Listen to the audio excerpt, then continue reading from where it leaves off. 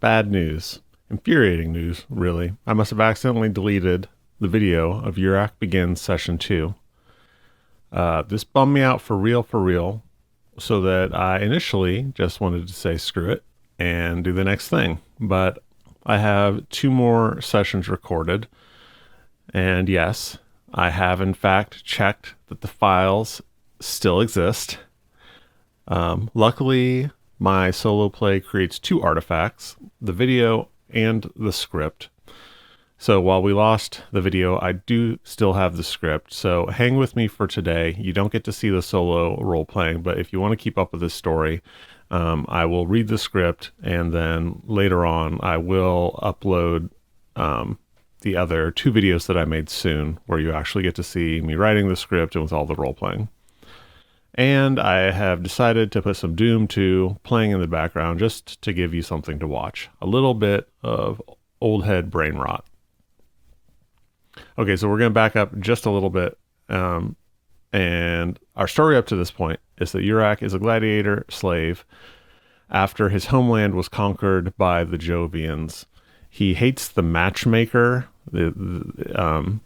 His owner uses a very crooked matchmaker for his own gain. And when he finds out that the new woman brought into the fighter barracks in chains hates him too, he goes to make her a deal with her.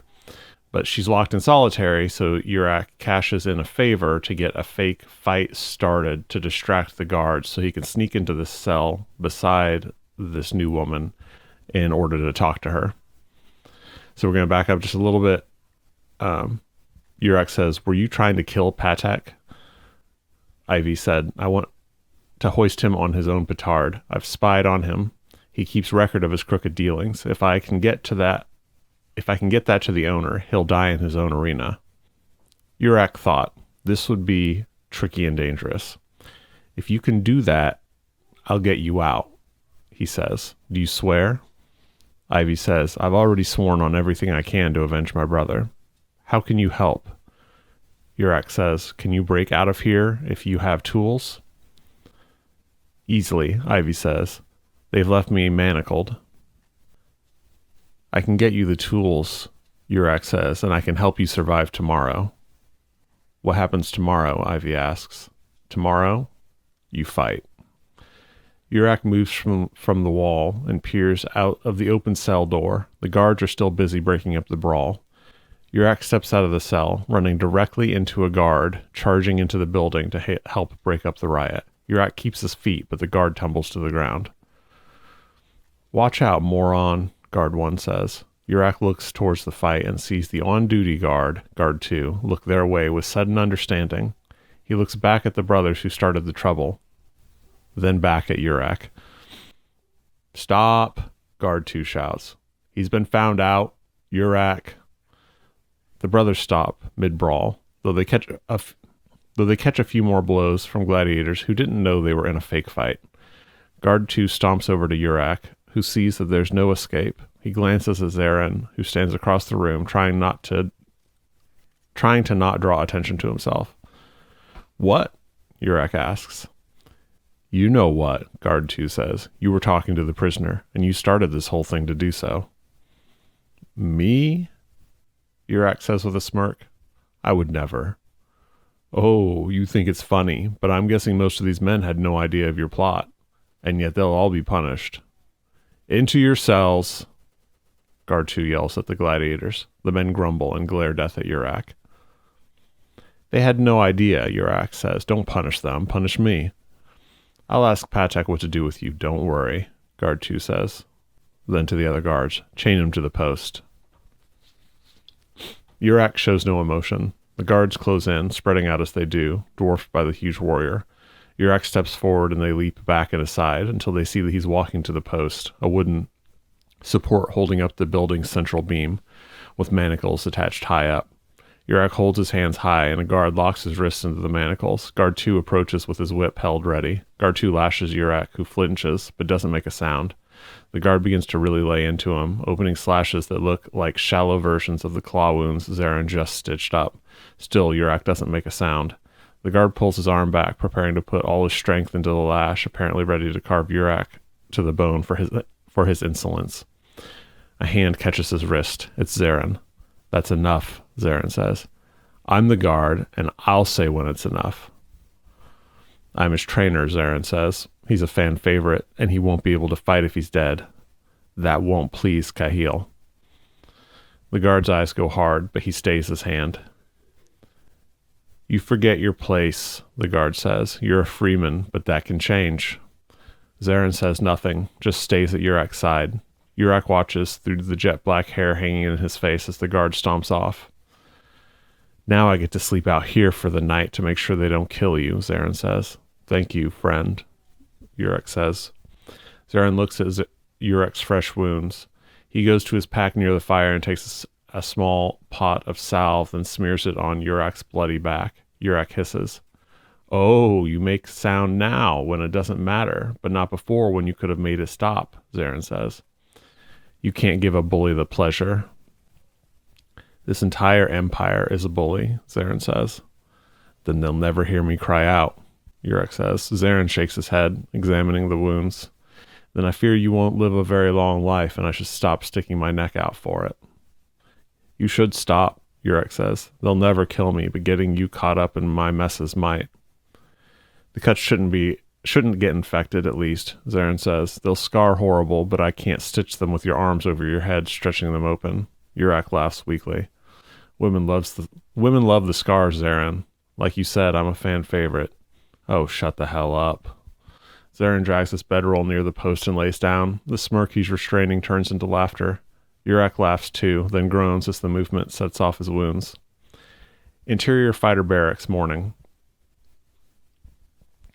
Urak stands miserably in place, arms extended overhead. At least he's stopped bleeding. His entire body is cramping, but he can find no comfort, no way to relax. Gripping the chains, he hangs from them to relieve his legs for a moment. Zarin opens his eyes to the jingling of the chains. Glad to see no one snuck over here and shanked you in the middle of the night, Zarin says. I almost wish they would have. Oh, come now, don't be dramatic. Zarin sits up. The movement gets the guard's attention. Guard 2 has been spelled, so we meet Guard 3. He's a lot like Guard 2, though less haughty. He walks over and speaks to Urak. I hear you caused some trouble last night, Guard 3 says. No, sleeping like this is just good for the spine, stretches you out. I'm probably 2 inches taller. The guard laughs in a surprisingly good-natured manner. Glad to hear it, because you'll be joining the thief in the arena today, and from Patek's smile, it seems like it won't be a fair fight. When is it ever? Urak suddenly smiles. I almost feel bad for the poor bastards. The guard shakes his head and begins to walk away. Aren't you going to unlock him? Zarin shouts. I've been instructed not to loose him until the wagon arrives. But he'll be in no state to fight. The guard shrugs, then walks away. I wonder what Patek has planned for me, Urak says. That monster? I don't even want to guess. Calm down, Zarin. It'll be fun. Zarin says, moron. The guard walks down the cells, letting out the gladiators one by one. They drift over to Urak, some looking concerned, but most amused. That was a bum deal, Tevin says. You owe me, and then you go get yourself killed. I'm a sneaky one, Urak says. Really put one over on you. You better hope you live. Tevin walks away. The huge pot of morning gruel has arrived, along with mounds of coarse bread. The gladiators all move that way. Later. There's a sound of heavy wheels and heavy horses just outside the barracks. The exterior doors open and 2 guards come in. One points at Urak and another unlocks Ivy's cell. Guard 3 and the new guard approach Urak and unlock him. He stands rubbing his wrists. The new guard speaks. Come on. Kahil and Patek want to see him, and the thief. They all walk across the barracks and out the doors. The remaining guards have kept the rest of the gladiators in the barracks. Outside, a driver sits on a seat mounted at the front of a huge cage on wheels. Inside the cage are benches running along each side. Draft horses drag the heavy wagon across rough ruts in the dirt. We see Patek, 48, well-dressed, sleazy, and Kahil, 55, even better dressed, calm, chatting amicably. Their attention turns to Ivy and Urak as they emerge with Guard 4. Cahill says, Urak, good to see you again. I hear you've been causing trouble, though. Urak isn't hostile towards Cahill, but he's also not friendly. The man owns him, which is a terrible blow to Urak's great pride. Pshaw, Urak says. I wanted nothing more than a chat with the fresh meat. Well, that wasn't allowed, Patek says. And now you're going to meet the same fate, death by orcs. Orcs, Urak says. You found orcs. Yes, and I was saving them for something special. A small clan of them. Urak shakes his head, looking genuinely sad. A whole clan, you say? That's terrible. I have nothing against orcs. I'll be sorry to slaughter them. Cahill nudges Patek. And that's why I love this man, Cahill says. If I thought it were certain death, I wouldn't let you have him, though he did start a riot. To Urak. My boy, I enjoy owning you, but your actions harmed multiple fighters, some of whom were scheduled to fight today. If you survive this, let it be a lesson to you. Urak stands staring at the dirt ground, testing his still cramped muscles.